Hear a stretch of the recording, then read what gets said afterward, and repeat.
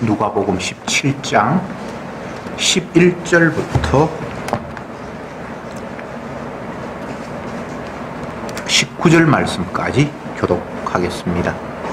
제가 먼저 11절 읽습니다. 예수께서 예루살렘으로 가실 때에 사마리아와 갈릴리 사이로 지나가시다가 한 동네에 들어가시니 눈 뜬 사람 10명이 예수를 만났다. 멀리서서 소리 높여 가로되 예수 선생님이여 우리를 긍휼히 여기소서 하거늘 오시고 가라사대 가서 제사장들에게 너희 눈을 보이라 하셨더니 저희가 가자 제사장을 받았으나 그 중에 하나가 자기의 낳은 것을 보고 큰 소리로 하나님께 영광을 돌리며 돌아와 예수께서 대답하여 가라사대 10사람이 다 깨끗함을 받지 아니하였느냐? 그 9은 어디 있느냐?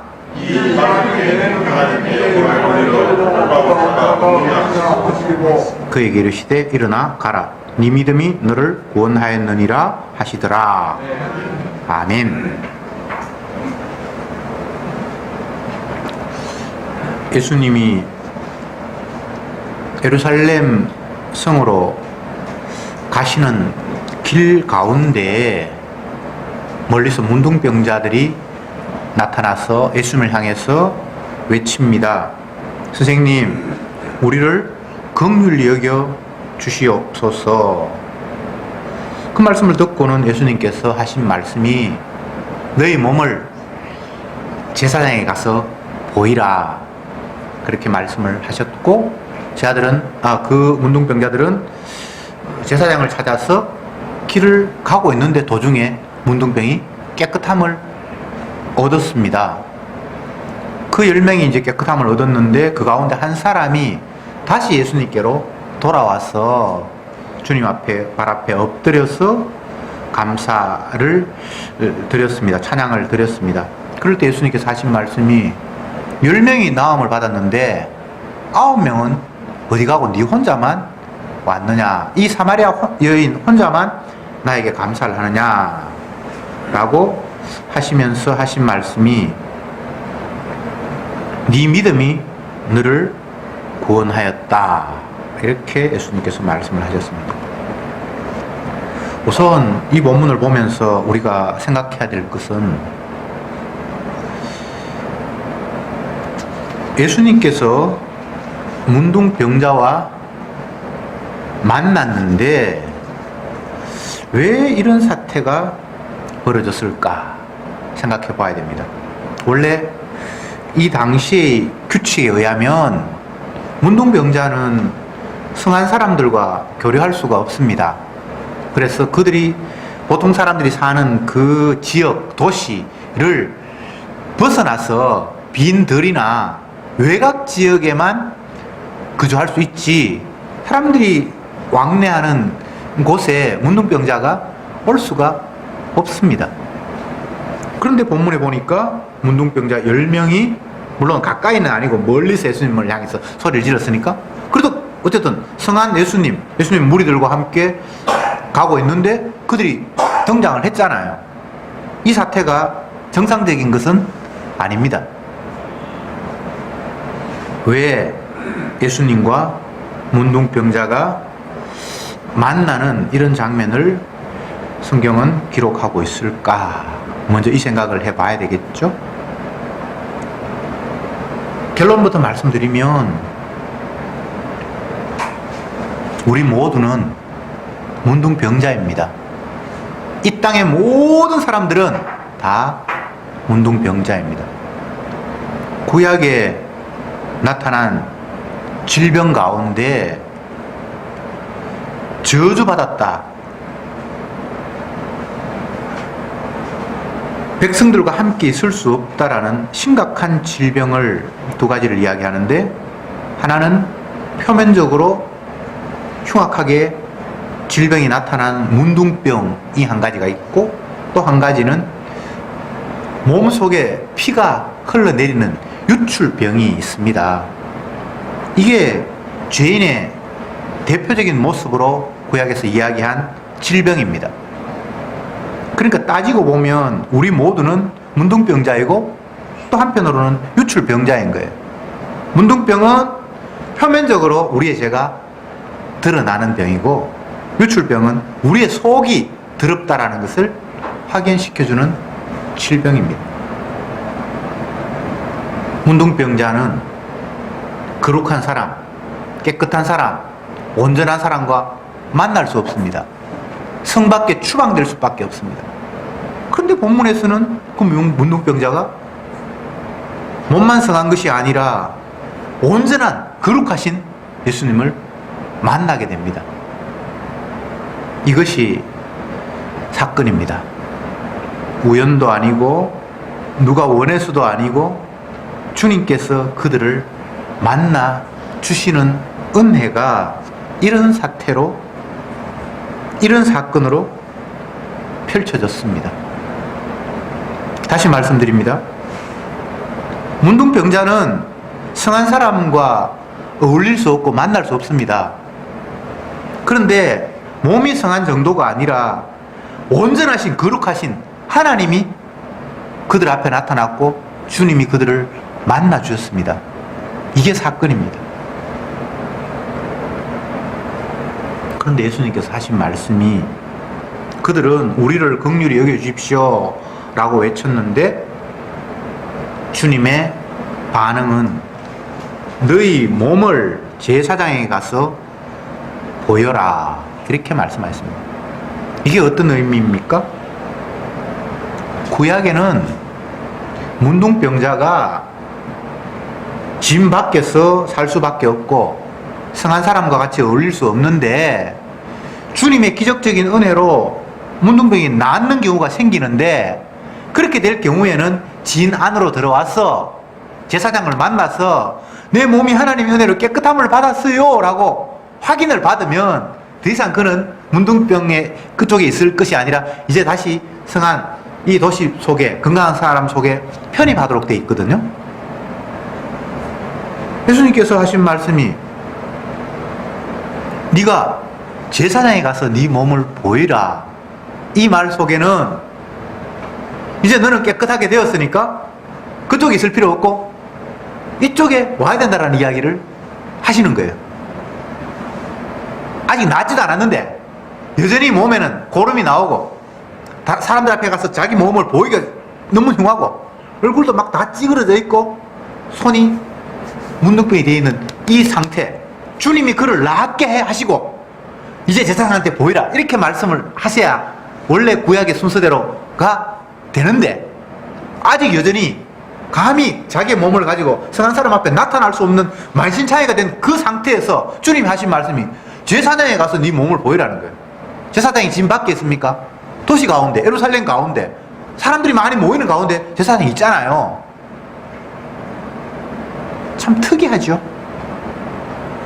그래서 이 사람들은 용기를 얻고 원래 도시로 못 들어가는데 주님께서 그렇게 말씀하시니까 용기를 얻고 제사장을 향해서 가는데 몸이 다 나.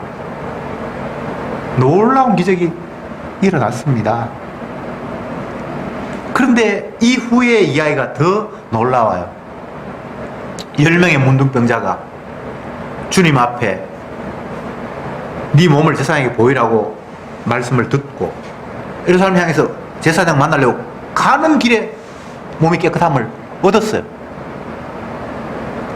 그런데 그 10명 가운데 9명은 어디 간지 모르고 한 사람이, 그리고 이 사람은 이방인입니다. 사마리아 여인이 다시 예수님께 돌아와서 주님 발 아래 엎드려 사례했다. 사례는 감사, 영광을, 찬양을 돌렸다라고 성경이 이야기를 하고 있고, 근데 그 상황을 보면서 예수님께서 하신 말씀이 10명이 깨끗함을 받았는데 한 명만 여기 왔고 9명은 어디 갔느냐? 이 이방인 한 사람만 주께 지금 감사를 돌리고 있느냐라고 말씀을 하신 거예요. 9은 어디 갔을까요? 여러 가지로 생각해 볼 수 있는데 집에 갔을 것 같아요. 자기 가족, 내 형제, 주인 밖에 쫓겨나 있었으니까 얼마나 보고 싶었겠습니까? 그리고 나는 이제는 건강하게 되었어요. 나는 이제 문둥이가 아니에요. 깨끗함을 얻었어요. 라고 자랑하고 싶었겠죠.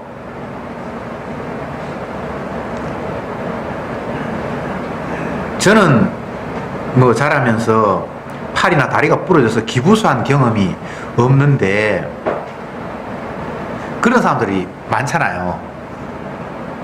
제 아이는 양쪽 팔 다 부러져가지고 쌍기부수 해가지고 2개월 3개월 동안 다녀서 완전히 그 동네에서 뭐 희한한 학교고 뭐고 그런 경우가 참 귀한데, 여러분 두 팔 다 부러져 기부스한 사람 혹시 봤습니까? 몰라, 병원에 가면 있을지 모르지만 그렇게 돌아다니는 사람 없거든요. 화장실에 가면 누가 똥 닦아줘야 되고 학교에 가면 누가 밥 먹여줘야 되고 이게 희한한 일이 이제 벌어졌는데, 그러다가 만약 기부수가 풀게 되면 움직이지 못하다가 하고 싶은 게 굉장히 많겠죠. 뭐 목욕을 하고 싶다든지 아니면 자기 손으로 양치를 치고 싶다든지, 어쨌든 하지 못했던 것을 이제 할 수 있게 풀려버렸을 때에 정말 오만 개 다 하고 싶었을 거예요. 문둥이들을 한번 생각해 보세요. 문둥병에 걸렸습니다. 격리되어 수용되었습니다. 가족이고 뭐 친구고 볼 수 없는 그런 곳에 추방당했습니다. 근데 이제 주님의 은혜로 기적적으로 나았습니다. 옛날에 하지 못했던 것 이제 할 수 있는 역량을 가졌습니다. 그러니까 예수님 앞에 찾아가는 게 지금 급한 게 아니고 하고 싶은 게 너무 많은 거예요. 그러니까 9명은 뭘 하고 싶은지 모르겠지만, 집에 갔는지 뭐 확실히 모르겠지만 주님 앞에 찾아오지는 않았어요. 주님께서 왜 이런 이야기를 하셨을까? 사실은 이게 이야기를 하려고 하는 것이 아니라 진짜 일어나는 사태인데 왜 이런 사태를 일으켰을까를 생각해 봐야 되겠죠? 이게 이스라엘 백성들의 모습이라는 겁니다. 주님이 그들을 용납하시고 그들의 허물을 치유해 주시고 그들의 죄악을 덮어주시고 그들을 자기 품에 안으셨는데, 정작 그 은혜와 사랑과 혜택을 입은 그들은 그 자유의 몸을 가지고 주님 앞에 찬양하기보다는 세상에 뛰쳐나가서 내가 건강하게 되었다고, 나는 이제 자유를 얻었다고, 나는 이제 하고 싶은 걸 마음껏 할 수 있는 그런 존재가 되었다고 세상으로 쫓아가 버린 인간들의 완악한 모습, 이게 이스라엘이고 이게 저와 여러분들의 모습이라고 오늘 본문은 지적해주고 있습니다. 은혜 아니면 단 한순간도 살 수 없는 것이 저희들인데, 수많은 은혜와 긍휼과 사랑과 뭐 햇빛을 주시고 공기를 주시고 하여튼 피조물이 창조주 하나님의 긍휼 아니면 단 한순간도 살 수 없이 날마다 받고 또 받고 또 받고 또 받고 쏟아 부으면서 받고 있는데, 우리는 그것이 어디에서 왔는지, 나에게 이런 것을 퍼부어주신 그분을 향해서 내 마음이 가기보다는 이 혜택을 가지고 나의 즐거움과 나의 자유를 만끽하는 쪽으로 흘러가 버린 모습, 이것이 본문에 나타난 주님의 은혜로 문둥병이 치유함을 받았는데 각자 자기 길로 가버린 9 문둥이의 모습으로 우리에게 고발해주고 있습니다. 은혜를 입었다, 사랑을 입었다, 그러니까 이제는 자유를 얻었다, 마음껏 누리자, 이런 모습이에요. 주님께서 이 이야기를 하시면서 오해하지 마시기를 바랍니다.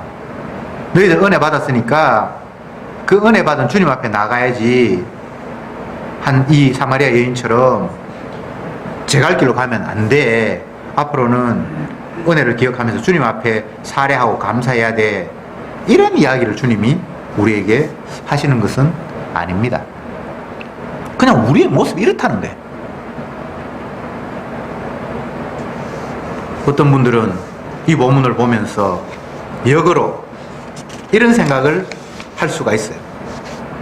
그래, 내가 설사 문둥병이 되어서 거룩한 주님 앞에 도저히 갈 수 없는 그런 환경이 되었다 할지라도 주님을 찾아가야 되고, 또 그 주님 앞에 나를 불쌍히 여기십시오라고 내 꼬라지를 고백해야 되고, 또 주님의 말씀에 네가 제사장 앞에 몸을 보이라고 했을 때 적극적으로 순종해야 되고, 그렇게 하면 나음을 입는다. 나음을 입었다면 반드시 주님 앞에 가서, 주님 무릎 앞에 가서 감사를 해야 된다. 그래야만 그가 구원을 얻는다. 뭐 이런 식으로 본문을 해석할 수도 있어요. 말짱 거짓말이에요.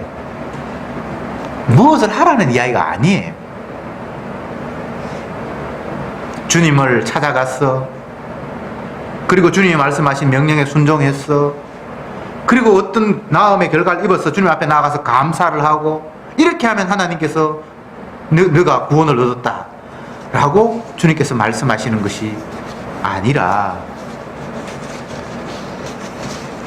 우리의 입장에서는 이 나음을 받은 사마리아 여인, 구원을 얻은 사마리아 여인의 입장에서는 그냥 그저 받은 거예요. 아무것도 아닌데 그분의 긍휼이 우리에게, 나에게 어느 날 갑자기 덮쳐온 거예요. 네 믿음이 너를 구원하였느니라. 마지막에 오늘 19절에 그렇게 표현되어 있는데, 이걸 잘못 오해하면 나는 예수님이 하나님이 보낸 선지자라는 줄 확실히 믿었어. 그분이 명령 한마디 하시면 모든 일들을 가능하게 하시는 걸 나는 틀림없이 믿었어. 그러니까 네가 깨끗함을 받았고 구원을 얻었어 라는 식이 아니라, 네 믿음이 너를 구원하였느니라. 너에게 준 선물이 너를 이렇게 바꾸었느니라. 그 믿음은 주님의 선물이에요. 주님의 찾아오심이에요. 주님의 대신 희생으로 말미암아 담당하셔서 깨끗하게 되면 너 믿음이 너를 구원하였느니라. 네게 주어진 선물이 너를 온전하게 하였느니라. 이 이야기예요. 믿는 게 인간이 하는 게 아니에요.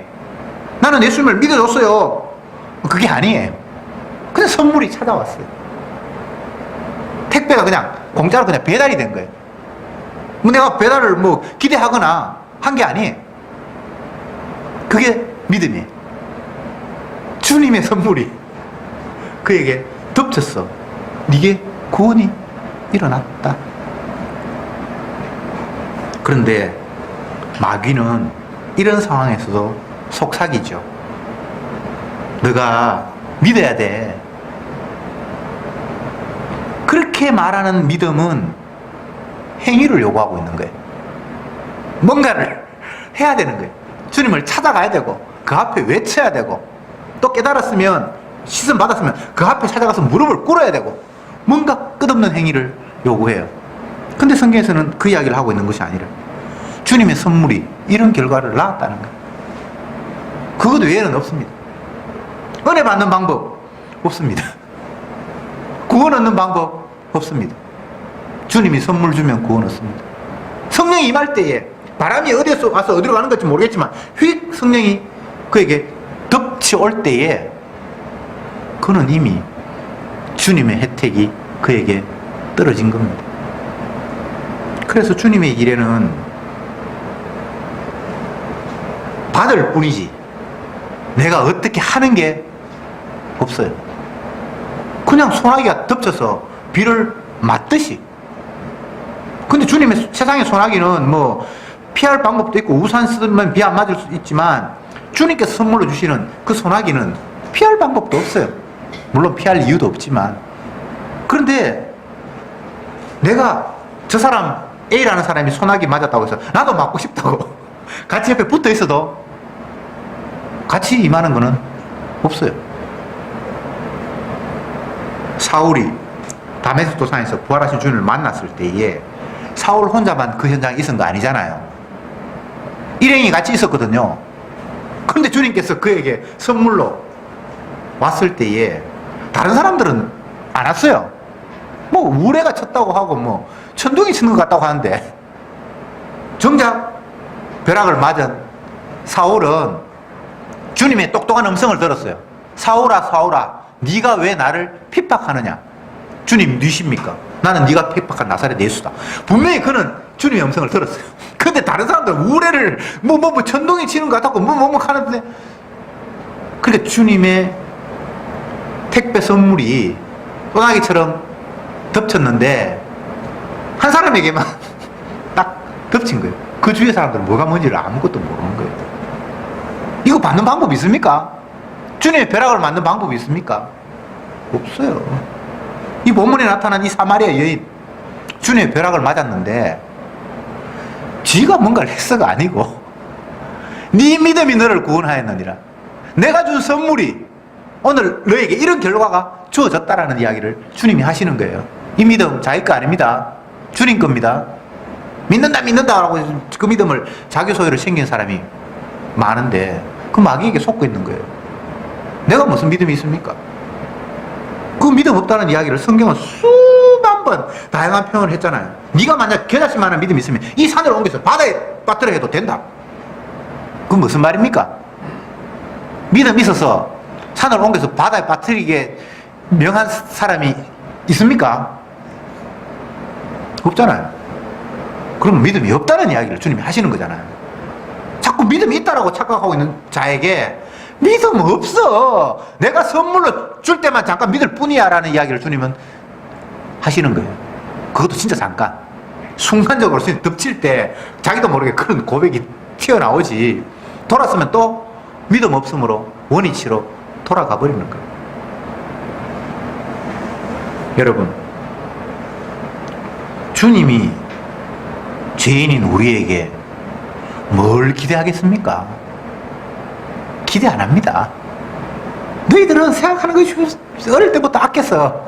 내가 너희들의 행동을 보고 뭐를 내가 복을 주고 뭐 저주를 하고 그렇게 하지 않는다. 단 정결한 짐승의 희생을 보고 그것 때문에 내가 너에게 심음과 거둠을 계속하리라. 복을 주는데 복받을 대상을 보고 복을 주는 것이 아니라 그 옆에 정결한 짐승의 희생, 그걸 근거로 해서 복이 주어진다는 거예요. 그게 오늘 오전으로 표현하면 기업 물을 자, 대속하는 자, 대신해 주시는 그분 때문에 그분이 하신 일을 통해서 옆에 있는 내가 혜택을 입는다는 거예요. 다시 말씀드립니다. 주님은 죄인들에게 기대하지 않습니다. 가능성이 없는데 뭘 해도 지 욕망밖에 피워내지 못하는 죄인에게 하나님께서 뭘 기대하겠어요?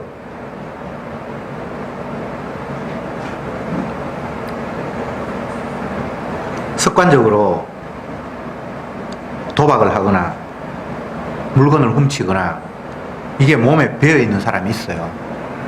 그 사람들은 아무리 뭐 벌을 주고 어떻게 해도 그런 상황이 되면 똑같은 일을 기계적으로 반복할 수밖에 없다고 합니다. 그러면 그 사람에게 도박을 하거나 하지 말거나 아니면 도벽, 훔치는 일을 안 하도록 기대하는 것 자체가 의미 없는 일이잖아요.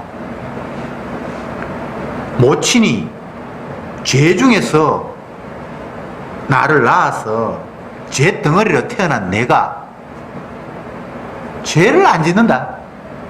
이건 있을 수가 없는 거예요. 정신 차리면 바르게 살 수 있다. 그건 있을 수가 없는 거예요. 정신을 차리면 차릴수록 더 선명하게 자기 의를 추구하게 돼 있어요. 지 욕망을 찾게 돼 있어요. 정신없이 하다 보면 내 욕망 아니라 뭐 그냥 막 마음대로 행동할 수 있는데 정신을 차리면 차릴수록 철저히 내게 이득이 되는 것을 찾아서 결정할 수밖에 없는 게 저와 여러분들이에요. 그런데 이런 우리들에게 주님이 뭘 기대하겠어요? 기대했다고 생각하는 것 자체가 착각이에요. 그렇게 하신 주님이 죄인인 우리에게 뭘 기대하겠어요? 아이고 야 이 사람들아 정신 좀 차리라. 앞으로 제대로 해래. 그런 거 기대할 것 같아요? 안 되는데. 안 되는 거 주님이 아시는데. 생명이 없음을 이미 아시는데. 무엇을 해도 지 욕망밖에 추구 못하는, 사나 죽으나 주의 영광을 위해서 해야 된다고 사도 바울이 이야기했는데 그 말은 역으로 정확하게 해석을 하면 우리는 사나 죽으나 내 영광 챙기는 자라는 고발이에요. 살아도 주를 위하여 살고 죽어도 주를 위하여 죽나니 사나 죽으나 우리는 주의 것이다. 주의 것이 맞는데 우리는 사나 죽으나 내 영광 챙기는 거예요. 먹든지 마시든지 무엇을 하든지 주님의 영광을 위해서 살아가는 것은 우리는 먹든지 마시든지 무엇을 위해서 내 만족을 위해서 하는 거예요. 아닙니까? 자식을 사랑한다고요? 남편을 사랑한다고요? 꼬개 파헤쳐보면 자기 사랑이에요. 자식도 사랑 안 해요. 남편도 사랑 안 해요. 자식을 사랑하는 모습 속에 내 자신을 만족을 추구하고 있는 거예요. 네 잘되라고 하는 일인데 자식 잘되면 지가 기쁘니까. 이거 웃을 일이 아니야. 이거 뭐 바꿀 수 없는, 변할 수 없는 우리의 원판이. 이런 우리들에게 주님이 뭔가를 기대한다고요? 기대 안 합니다. 나도 내한테 기대 안 하는데. 작심삼일이라는 말이 있고 조석지변이라는 표현이 있는데, 작심삼일은 내가 결심한 게 3일 되면 무너진다는 이야기고, 조석지변이라는 말은 아침 저녁으로 마음이 변한다는 거예요. 3일도 안 가죠, 그죠? 아침에 묻는데 마음을 결심을 했는데 저녁 때는 마음이 바뀌어버리는 거예요. 이것은 바뀌어서 바뀌는 것이 아니라 우리가 하고자 하는 것들을 계속해서 유지할 수 있는 능력이 안 되는 거예요. 상황이 바뀌어버리는데, 똑같은 조건이라면 내가 이걸 유지할 수 있겠다고 생각했는데 상황이 바뀌어버리니까 그 앞에 결심 자체가 바꿀 수밖에 없는 거예요. 그래서 우리 스스로를 탓하지는 마십시다. 원래 그런 존재인데요. 아이고 내가 막 안 그럴락 했는데 여건이 뭐 그런 핑계 댈 것도 없어요. 뭐 어쩔 수가 없어요. 그래서 주님은 우리에게 기대하지 않아요. 그러니까 본인이 나서셨잖아요. 하나님께서 천지 만물을 만드시고 인간을 만드셨는데 그 인간이 주님이 원하시는 말씀대로 살지 않고 자기가 원하는 대로 선악과를 따먹고 스스로 신이 되려고 하는 그 모습을 보였잖아요. 그러니까 더 이상 그에게는 기대할 수 없어요. 그래서 주님께서는 자기 택한 백성 건질라고 자기 아들을 이 땅에 투입시켰잖아요. 그리고 그 아들을 자기 백성의 죄를 담당시키셨잖아요. 대신 저주받게 하시고 대신 심판하시고, 죄는 그냥 넘어가는 법은 없어요. 반드시 죄의 대가는 사망이에요. 심판을 받아야 돼요. 죄가 그냥 씻어지는 법은 하나님에게는 아예 없는 거예요. 죄를 범했으면 반드시 그에 대한 대가가 치러지도록 되어 있는 거예요. 벌을 받아야 되는 거죠. 그런데 벌 받아야 될 대상이 아닌 죄 없는 하나님의 아들이 대신 벌을 받음으로 말미암아 죄가 사함 받는 이런 구도가 하나님과 하나님의 아들 예수님 간에 서로 계획하고 약속한 내용이에요. 이게 언약이에요. 어렵습니까? 아니요. 쉬워요. 그런데 그게 다 믿어지느냐? 십자가의 도가 구원 얻는 사람에게는 하나님의 능력이 되지만 멸망하는 자에게는 어리석게 들리는 거예요. 그게 도대체 뭔데? 구원 얻을 사람이 지가 조금이라도 착한 일을 내가 구원을 얻으면 말이 되는데, 엉뚱한 사람이 대신했는 걸 갖다가 왜 내한테 혜택이 오는데, 그거는 나는 양심적으로 받아들일 수 없다. 그 양심 지옥 갈 양심이고 저주받은 양심. 주님의 약속은 세상이 천번만번 쪼개져도 바뀌지 않아요.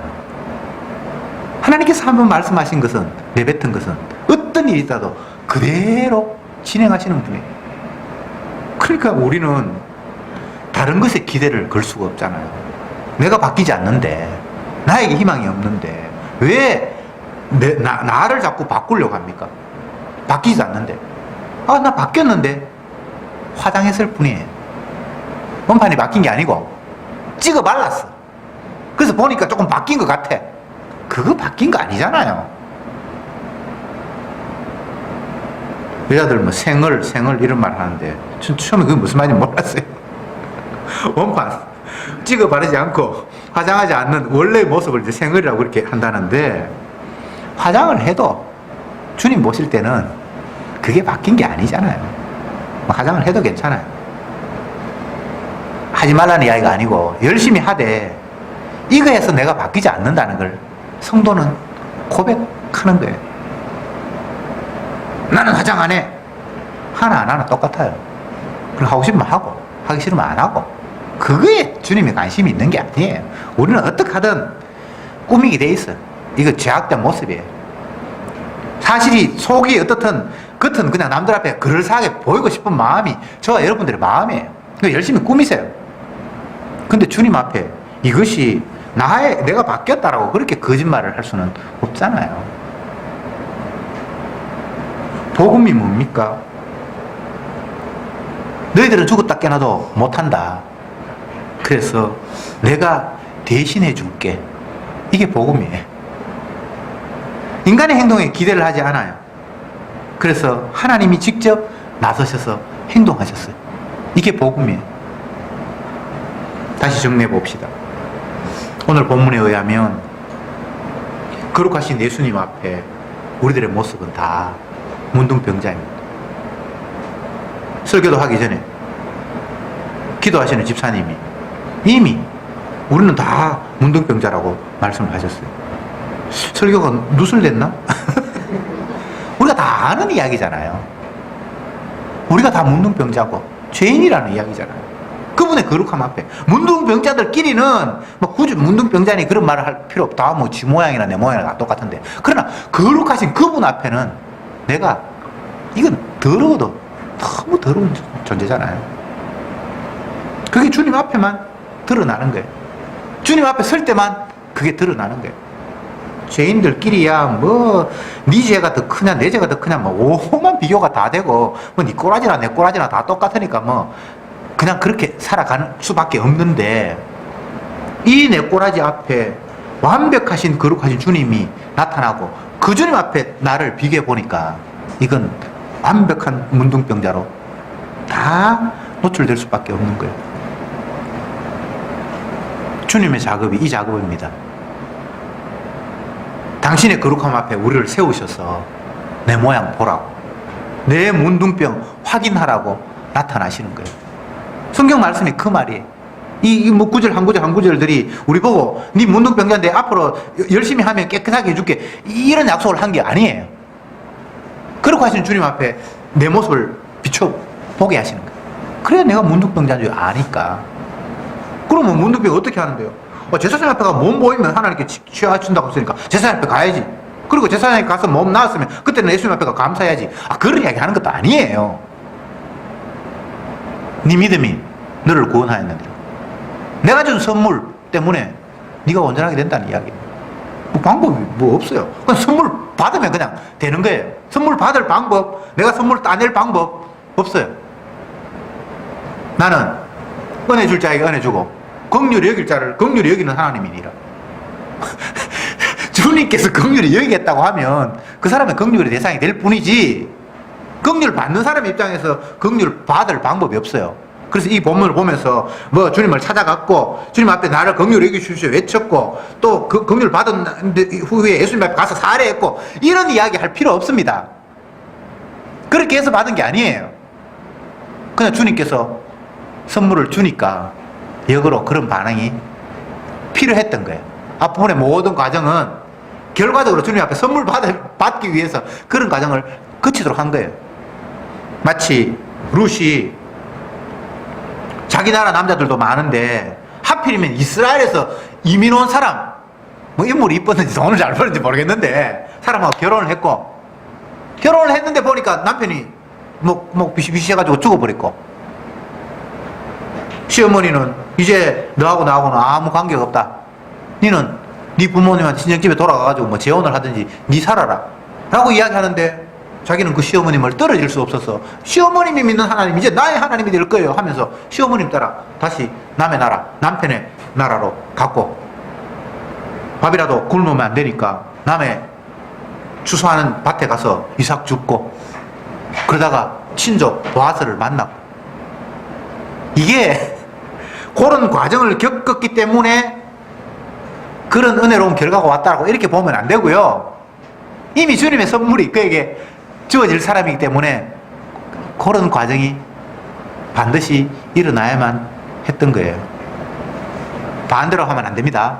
내가 요렇게 길을 가니까 봐라 이런 결과가 왔잖아가 아니고, 이미 결과가 먼저 선물 받아서 그 사람은 그런 은혜를 받아야 돼요. 그래서 그런 과정을 겪는 거예요. 저와 여러분이 그런 겁니다. 주님이 자기 백성 구원하려고 이미 작정해놨어요. 그래서 그는 가는 과정 자체가 이런 길을 가야 되고 저런 길을 가야 되고 한 걸음 한 걸음 가야 되는 거예요. 만세 전에 주님이 구원할 자를 이미 작정해 놨어요. 내가 이러다가는 지옥 가겠다. 앞으로 잘해야지. 이건 주님의 약속을 믿는 게 아니에요. 여러분이 잘해서 지옥을 면하고 천국 갈 수 있는 방법이 없어요. 그건 아니에요. 이미 하나님께서 자기 택한 백성을 태어나기도 전에, 에서와 야곱이 태어나기도 전에 한 사람은 사랑받기로 작정했고 한 사람은 미움받기로 작정된 채 태어났을 뿐이지, 에서가 살면서 거짓말 열심히 시켜가지고 이스라엘 된 것도 아니고요. 아니면 아버지 좋아하는 뭐 고기 잡아가 대접해가지고 축복받은 것도 아니고요. 자기하고 아무 상관이 없어요. 자기의 삶과도 상관이 없어요. 주님의 결정이 그런 삶을 살게 했어요. 그러니까 여러분들이 뭘 걱정할 게 있습니까? 앞으로 내가 어떻게 살아야지. 여러분 그런 거 생각할 필요 없어요. 주가 당신의 사랑을 보여주기 위해서 우리를 이렇게 끌고 가시고 저렇게 끌고 가시고 당구공처럼 이기 튕겼다가 저리 튕겼다가 이 부닥쳤다가 하실 거예요. 우리 편하게 하려고 하는 게 아니고. 그러니 애초에 내가 기대하는 삶이라는 것 자체를 접어야 돼요.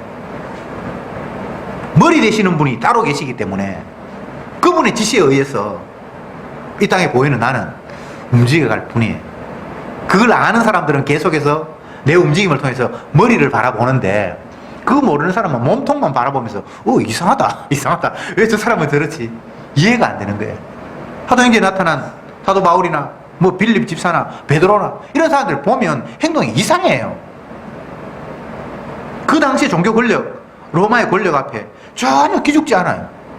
그들 앞에 잘못 보이면 목숨이 날아갈 수도 있는데 이 사람은 전혀 다른 생각을 하면서 살아가고 있어요. 이상하죠, 그죠? 그 사람들이 이야기합니다. 이 사람들은 어찌할꼬? 감당이 안 되는 거예요.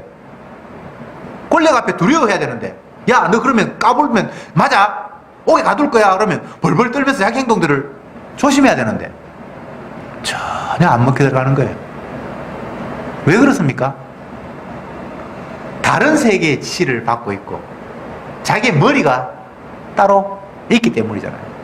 내가 나의 주인이 아니고 주인이 따로 계시기 때문에 그런 행동들을 보이는 거잖아요. 이게 성도라는 거예요. 천사가 나타나요. 그래서 옥문을 열기도 하고 수갑을 풀기도 하고 사도행전에 나타나죠, 그죠?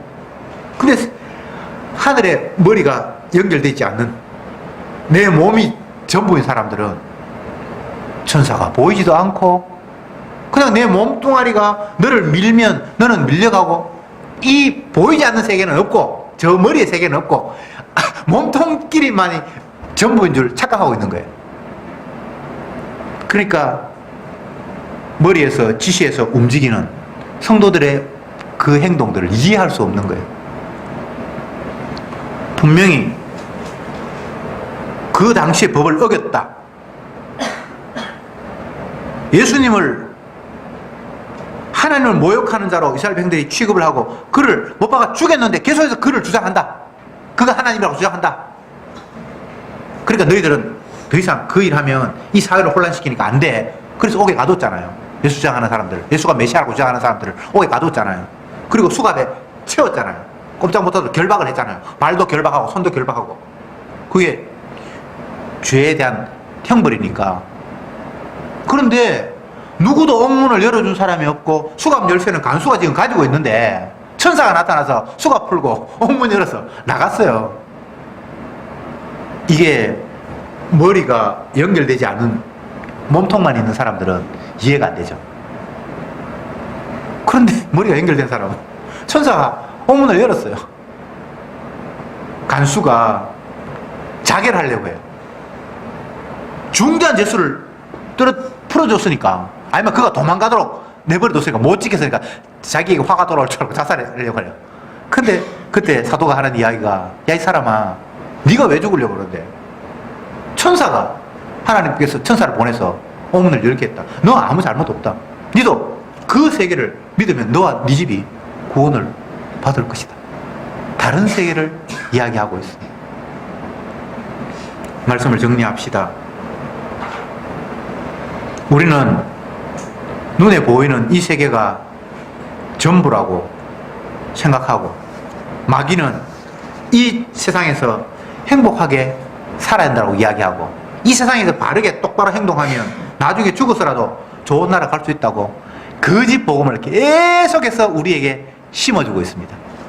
십자가 지신 예수님의 그 복음의 광채가 비춰오지 못하게끔 계속 그것과 상관이 없는 이야기를 아주 다양하게 지어내서 이렇게도 만들고 저렇게도 만들고 상황에 따라서 이렇게 이야기했다가 저렇게 이야기했다가 계속해서 말을 바꾸고 가면서 우리를 복음의 광채로부터 십자가의 의미, 예수님의 피 흘림의 의미, 대신하신 그분이 대신하심으로 그가 피 흘림으로 우리가 나음을 입었다라는 이 진리를 계속해서 막고 있습니다. 그러나 주님의 성도는 계속해서 그 복음의 광채를 비치게 하고 그 빛 앞으로 우리를 끌어내십니다. 그래서 다시 내가 어떻게 행해서 이런 결과가 왔다라는 이 머리가 없고 땅에서만 펼쳐지는 것 같은 그런 착각을 깨우쳐 주시오. 아니야. 이 땅에 움직이는 것들은 다 머리에 의해서 조종되고 있는 거야. 네가 주인이 아니야. 주인은 예수님이셔. 네 만족, 네 기쁨, 네 행복이 아니라 머리 대신은 주님의 자기 기쁨을 위해서 우리는 다 움직여가는 거야. 주님이 기뻐할 때에, 머리가 기뻐할 때에 지체도 같이 평안을 누리는 거야 라는 이 사실을 끊임없이 깨우쳐 주시는 겁니다. 더 이상 보이는 것들이 전부라고 유혹하는 그 사탄의 속삭임에 속아 넘어가지 맙시다. 보이는 거 이거 아무것도 아니에요. 안 보이는 것 때문에 보이는 게 있어요. 그래서 보이는 것도 통해서 주님께서 말씀하시고 싶은 것은 이게 전부가 아니라 안 보이는 것이 있다라는 사실, 너희의 주가 따로 있다라는 사실을 우리를 통해서 말씀하시는 겁니다. 그래서 결국은 보이는 것은 잠깐이요, 보이지 않는 것은 영원하고, 이 땅은 잠시 다 사라져버릴 것이고 보이지 않는 세계는 영원하다는 사실을 우리에게 다시 한번 확인시켜 주는 겁니다. 주님이 세상의 주인입니다. 하나님의 아들이 세상의 심판과 구원의 모든 고난을 아버지로부터 물려받았습니다. 그래서 주님의 대속의 피만이 구원의 능력이지 그 외에 다른 방법으로 구원은 없습니다. 기도합시다. 주님, 감사합니다. 주의 말씀을 펼칠 때마다 우리가 문둥병자라는 사실을 폭로당하고 들킬 수밖에 없는데 이것이 주님의 긍휼이요 사랑이요 선물임을 다시 한번 깨닫습니다. 주가 찾아오시기 전에는, 말씀이 우리에게 덮쳐오기 전에는 내가 깨끗한 사람이 되어야 하고 칭찬받는 사람이 되어야 하고 인정받는 사람이 되어야 하기에 나의 허물을 가리고 숨기고 화장하면서 제대로 가려졌구나, 남들이 전혀 내 누추한 모습은 발견하지 못하는구나, 이것으로 기쁨을 누리며 삶의 보람을 찾았습니다. 그러나 주님이 말씀으로 우리에게 찾아오시니 나의 모습이 만신창이가 되어서 도저히 구제불능한 썩어 빠진 문둥병자라는 사실이 노출되었습니다. 나의 힘으로 도저히 어찌할 수 없기에 주가 주신 선물, 그 믿음이 우리의 허물을 대신하신 주님의 그 십자가의 대속의 피가 우리를 깨끗게 했다는 사실을 알게 되었사오니 우리는 더 이상 나를 내가 다스림이 아니라 이미 주께서 대속의 피를 흘렸다라는 그 사실만 주목하며 바라보며 전하며 감사하는 저들이 되게 해 주옵소서. 예수님의 이름으로 기도드립니다. 아멘.